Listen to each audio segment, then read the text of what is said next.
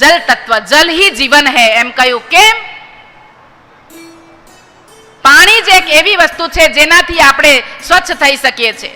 એ કેટલો પણ તવંગર વ્યક્તિ હશે તો એ ચીકુના જ્યુસથી કે સંતરાના જ્યુસથી મોઢું ન ધોઈ શકશે. ગરીબ હશે કે તવંગર હશે, એણે પોતાનો થાક મિટાવવા માટે પાણીથી જ સ્નાન કરવું પડશે.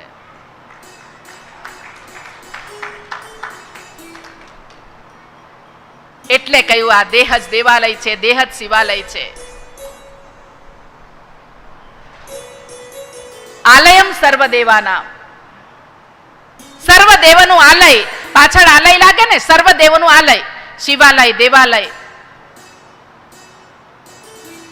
તો આપણે હરરોજ આ બધા તીર્થ સ્થળોએ તો આપણે જીવનમાં કદાચ કોઈ વધારે શક્તિશાળી હોય ધનથી તો 4 વાર, 5 વાર, 10 વાર, 12 વાર આવી શકે. કોઈ બિલકુલ વાર ન આવી શકે તો એને માટે ઉપાય. એમણે પૂછ્યું કે કોઈ તીર્થ સ્થળની યાત્રા ન કરી શકે તો શું કરવાનું?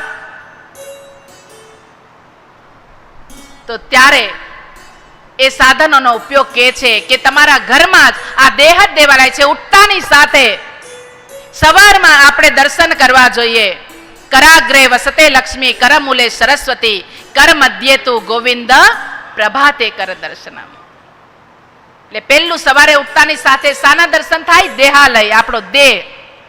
આપણે સૂતા હોય ત્યારે આપણને કાંઈ ખબર હોતી નથી કેટલા ઊંઘમાં છે, કોણ રૂમમાં આવીને ચાલ્યું ગયું, કોણ ટ્રેનમાં સૂતા હોય તો આપણા પાકીટમાંથી કોણ શું કાઢી ગયું, કાંઈ ખબર પડતી નથી. પણ જેવા ઉઠીએ એવું આપણને શરીર દેખાય છે. આ દેહાલય. આ લક્ષ્મી બધાની પાસે અલગ અલગ હોઈ શકે પણ એ જ્યારે વચ્ચે આવે છે ગોવિંદ પાસે ત્યારે એક સીધી લીટીમાં હોય છે કે ભગવાન પાસે કોઈ ગરીબ નથી, કોઈ તવંગર નથી, બધા એક લાઈનમાં છે. અને સરસ્વતી નીચે છે. સરસ્વતી બધાને એક સરખી આપી છે.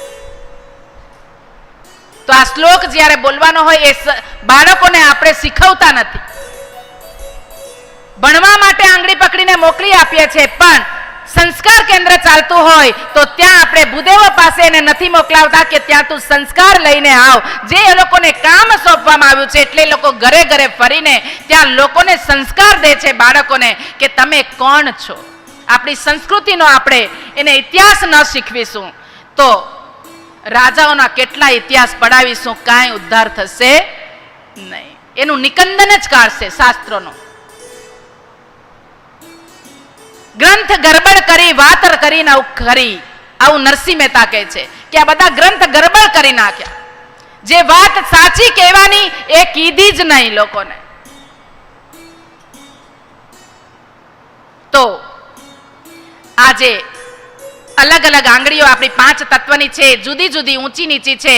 તો લક્ષ્મી બધા પાસે અલગ અલગ હોઈ શકે પણ ગોવિંદ પાસે બધા એક જ છે. પણ આ જ્ઞાન આપણે બાળકોને આપતા નથી. તેથી એ બાળક મોટો થઈને આમ આમ કરે. શું કરે? આમ ચોરતો હોય. અગ્નિ તત્વથી કૃષ્ણ ભગવાનને મસેડે અને પછી આમ આમ થાપટ મારે અને પછી એમાંથી કઈ વણતો હોય આમ. પછી આપણે પૂછીએ ને કે ભાઈ શું કરે તો કે દીદી એ તો ખરાબ ખરાબ હોય ને એ બહાર કાઢી નાખો. મારા ભાઈ આ બધું જ ખરાબ છે, આમાં સારું કાંઈ નથી. રામની વાત કરનારા, કૃષ્ણની વાત કરનારા, કોઈ શાસ્ત્રમાં લખ્યું નથી કે રામે માવો ખાધો, રામે ચૂનો તમાકુ ખાધું. કોઈએ નથી ખાધું. આ ચૂનાની, આ તમાકુની જે વાડ મહેસાણા બાજુ હોય ને, અમારી બાજુ, તો એને વાડ નથી કરવામાં આવતી. એને પૂછે ને કે આ વાડ કેમ ન કરી તો કે એને કોઈ ન ખાય. ના, જેને બકરા ન ખાય, ગધેડા ન ખાય, ગાય ન ખાય, એને માણસ ખાઈ જાય. એટલી બુદ્ધિ આ લોકોમાં છે કે આ ન ખવાય.